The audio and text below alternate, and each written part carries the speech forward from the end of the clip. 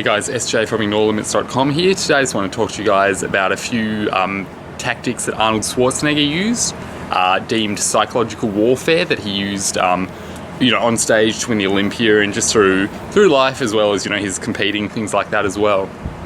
Arnold, 7-time Mr. Olympia, amazing physique. Lots of people think just because he had that physique he was the one that consistently took out those championships. There's a lot of mind games that come down to it as well though, guys. So in the Encyclopaedia of Modern Bodybuilding, along with a more recent interview with Tim Ferriss and the movie Pumping Iron, I'll put links to all three of those in the description below. Arnold discusses these techniques, and these are 3 things that I picked up on in there that I thought was worth sharing.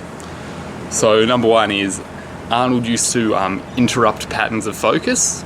So there's a specific moment that's described where Arnold's on stage with Frank Zane and they're having a pose off, and Arnold goes to Frank and actually whispers a joke in his ear, or tells him a joke anyway, guys, to put him off and break that focus. So Frank Zane starts laughing, throws him off focus. He goes back to pose. Obviously he's not in the flow state anymore, so he's not going to be performing at his best.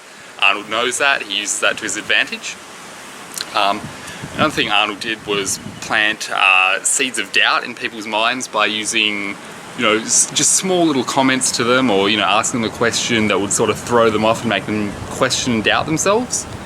So a good example of this is Arnold in the podcast discusses talking to another competitor and making a comment about his legs. He said, have you suffered a knee injury? Because have you suffered a knee injury? And the guy was like, no.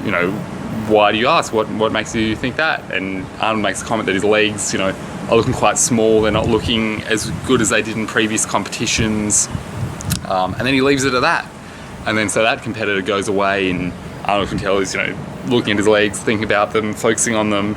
And, that's thrown him off. That, if you want to win, or if you want to be successful in, sort of any endeavor, you can't have that doubt in your mind. And Arnold was planting that seed of doubt in their mind, making them question themselves.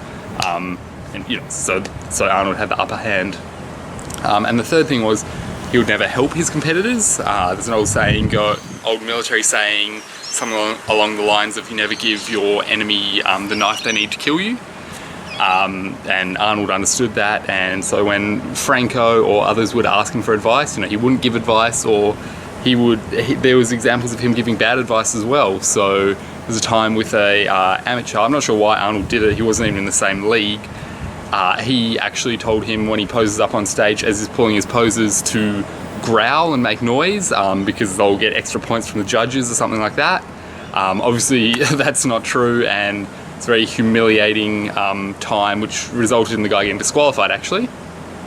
And those are the 3 main tactics deemed psychological warfare that I picked up from Arnold Schwarzenegger.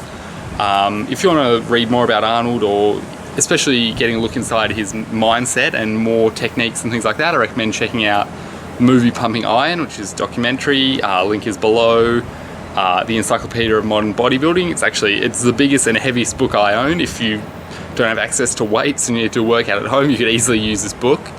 And thirdly, the interview that just happened a couple of weeks ago on the Tim Ferriss podcast. The link for that is below as well. It's just over an hour. It's pretty interesting, so I recommend checking that out. And be sure to check out my blog as well, IgnoreLimits.com. Thanks for watching.